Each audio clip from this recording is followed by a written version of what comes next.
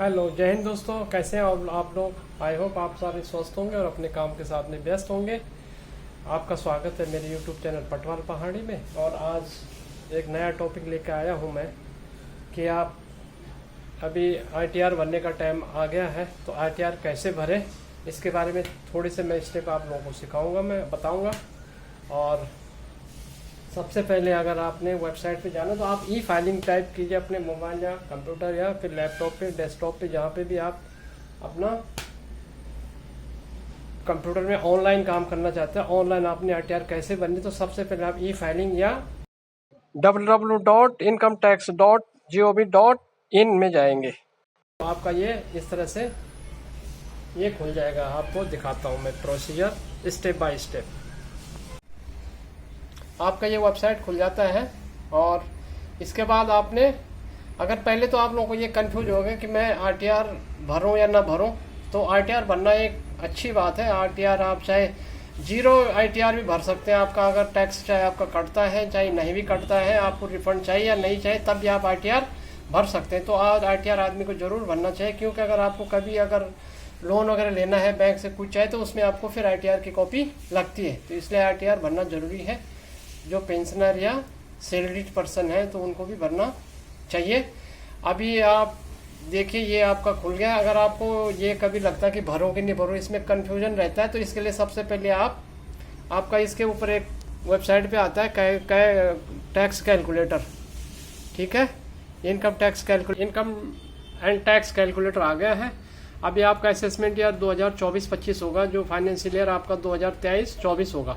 तो उसके लिए आप ये वाला फॉर्मेट डालेंगे और आप बिलो 60 ईयर्स के तौर पे हम लेंगे। तो इसके बाद अगर आपने इसमें एनुअल इनकम डालते हैं, माना मैं डाल रहा हूँ आपका 7 लाख, तो टोटल डिडक्शन अभी चलो आपका 50,000 डाल दिया।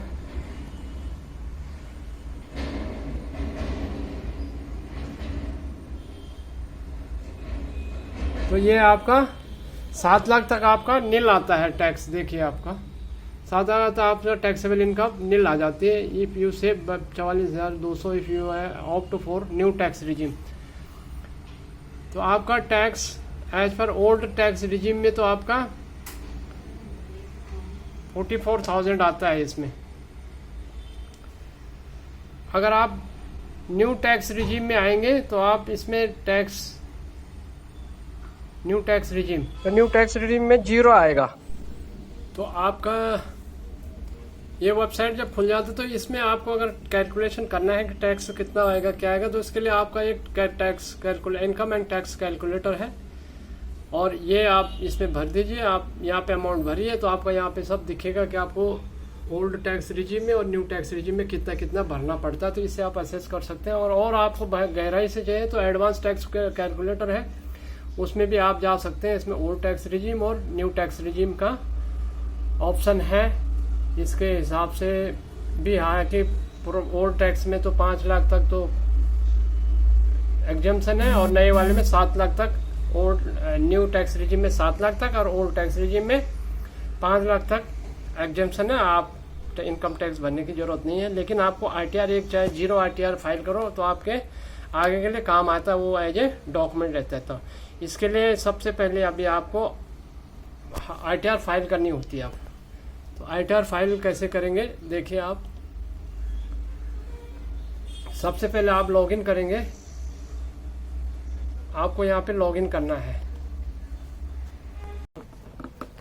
और जब आपकी बेसिक कैलकुलेशन हो जाती है इनकम टैक्स की, तो उसके बाद आपने अपना लॉगिन करना है। आपका यूजर्स आईडी और पासवर्ड डाल के फिर आपके बाद आपका फाइल लो। तो फाइल आपने करना है जो आईटीआर असेसमेंट ईयर 2024-25 के लिए फाइलिंग करेंगे। तो सबसे पहले उसमें आ जाती है आपकी पर्सनल इन्फो में उसमें बेसिकली आपके पैन कार्ड से संबंधित होती है और आपकी कुछ पर्सनल डिटेल्स होती है। वो आप अगर एडिट करना चाहते हैं तो उसको क्लिक करके एडिट करके आप उसमें चेंज कर सकते हैं।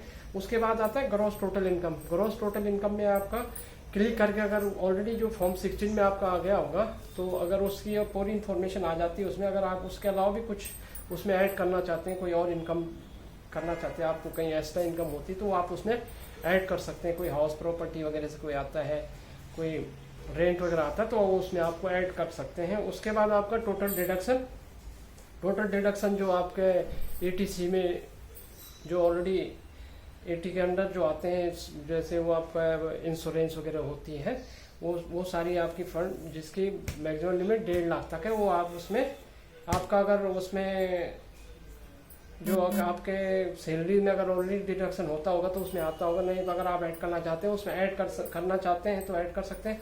और टोटल डिडक्शन में आप देख रहे हैं उसमें आपका टोटल डिडक्शन जो होता है, एक तो आपका जो टैक्स से कटा होगा ये तो पैसा ऑटोमेटिक उसके रिफ्लेक्ट हो रहा होगा, क्योंकि फॉर्म 16 बन गया होगा। फॉर्म 16 और 16 में तो आपका TDS कितना कटा वो रहता है, और 16A में आपका क्वार्टर वाइज रहता है कि कितना आपका कटा है। और जो फॉर्म 26A होता है, जो बैंक वगैरह जो आपके बैंक के FDs वगैरह में जो काटते हैं, टैक्स काटते हैं, TDS जिसको बोलते हैं, जो आप जैसे FD वगैरह मेच्योर होती है और 10,000 से ऊपर के जो इंटरेस्ट मिलता है उसके ऊपर वो टैक्स काटते हैं, तो वो भी आपका टोटल डिडक्शन में ऑटोमेटिक आप आ गया होगा, क्योंकि अगर आपका बैंक से कटता नहीं। अगर आपका कोई और डिडक्शन करना चाहते हैं, आपको कोई और डिडक्शन हुआ है तो आप उसमें डिडक्शन डाल सकते हैं। कोई आपका मेडिकल क्लेम वगैरह है, कुछ आपका पर्सनल क्लेम या मेडिकल क्लेम पेरेंट्स का है, तो आप इसके अंदर 80CCD के अंदर भी आप इसमें कुछ क्लेम कर सकते हैं, डिडक्शन ऐड कर सकते हैं।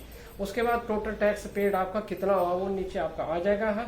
और टैक्स उसके बाद आपका लायबिलिटी, अगर आपको टैक्स ज़्यादा हो रहा होगा तो आपको पे करना है, और उससे कम हुआ होगा तो आपका रिफंड होगा। ये सारी कहानी के होने के बाद आपका आ जाता है, आपने वेरीफाई करना है और you are eligible for refund. आपने ITR एक बार उसका preview and submit your ITR return आपने देखनी है, एक प्रीव्यू देखना है उसका जो आपने ITR भरी है, और उसके बाद रिटर्न देखना है। फिर उसके बाद आता है वेरिफिकेशन वाला।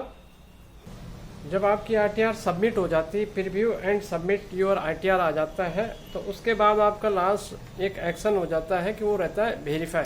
तो आप प्रोसीजर मतलब कैसे 2-3 तरीके से आप कर सकते हैं। वेरीफाई कर सकते हैं, या फिर आप बाय पोस्ट के अंदर अपना जो आपने फॉर्म भरा उसको आप प्रिंट आउट करके उसमें साइन करके फिर आप CPC आप फिर बेंगलोर को भेज सकते हैं, और या फिर आप उसको ऑनलाइन उसी टाइम वेरीफाई नो करके कर सकते हैं। तो आप उसमें सबसे बढ़िया तरीका है उसी टाइम आप उसको नो वेरीफाई कर लीजिए।